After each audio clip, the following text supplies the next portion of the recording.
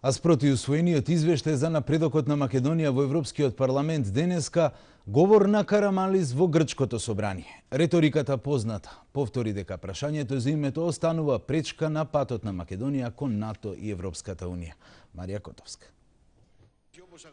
Грчкиот премиер Караманлис повторно се заканува.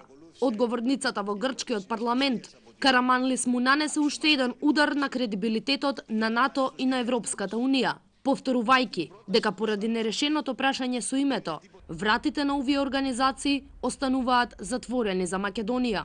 Продолжувајќи во препознатливата контрадикторна реторика, грчкиот премиер не пропушти да истакне дека Грција наводно смета оти е неопходно да ги поддржува земјите од југоисточна Европа, а особено интересен беше делот во кој Караманлис рече, цитирам, Грција ги поддржува евроатлантските афинитети на земјите од регионот.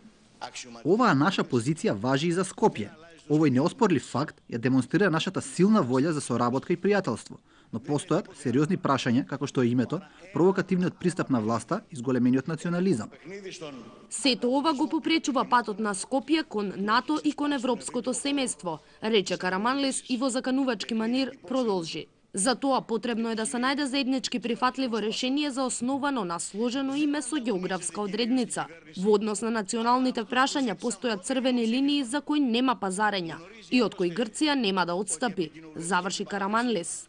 Вие, господине Караманлис, заедно со Дора Бакојани, ја држите владата во заложништво и ја жртвувате грчката надворешна политика за ваши собствени цели, реплицираше председателот на опозиционата Лаос, Јоргос Караџаферис.